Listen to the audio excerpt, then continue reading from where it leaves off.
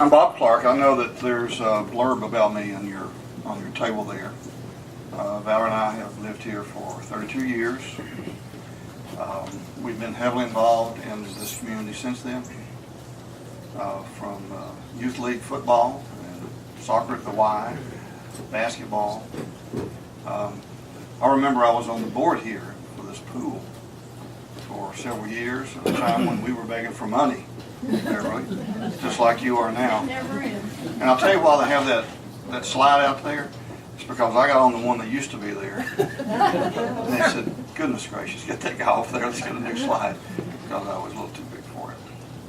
I have been principal at Dyer Elementary School, and Valerie and I moved here and like to stay in the center of the city in Lawrenceville, and have raised our children here in public schools, and basically this is our hometown for our children, and it's been a wonderful experience living here and getting to know the folks here, and I see a lot of my friends here tonight, and it's a pleasure for me to be able to have served on the council for 2 terms, and for me to get back into it. Sometimes every politician or anybody running for office says, what am I doing this for again?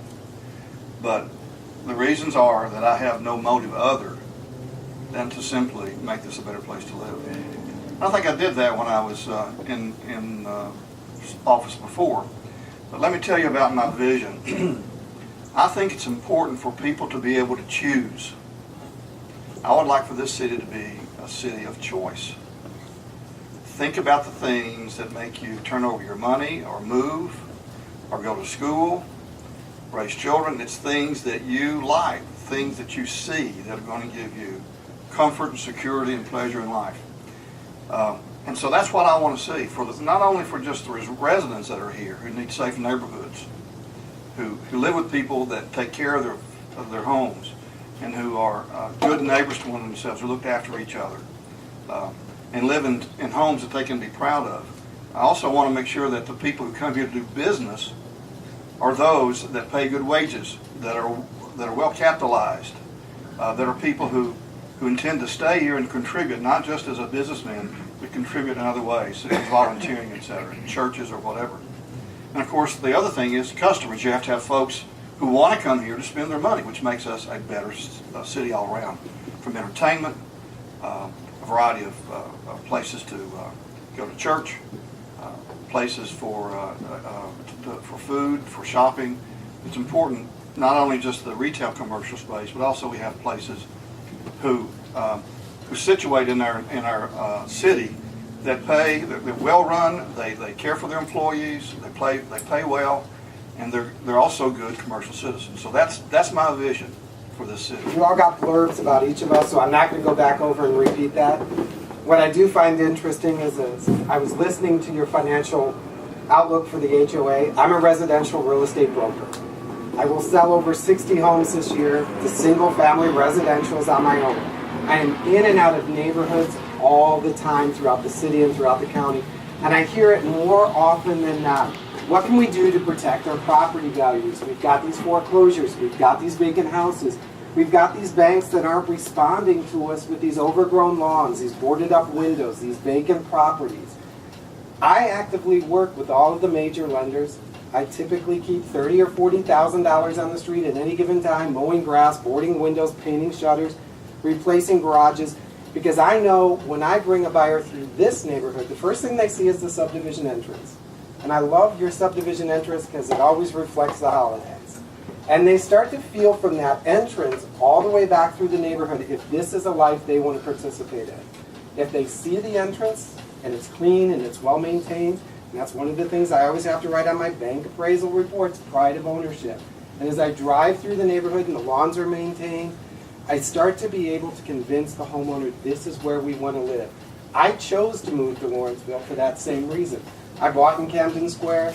I've done everything you can do to a house except maybe lift it up and put another story on the bottom because I believe in Lawrenceville. I chose a vacant storefront, downtown Lawrenceville, because when I walk that street at night, I don't want to see empty storefront, empty storefront. As an independent realtor, I can work from my basement, but by having a storefront, I fill that space and add energy back.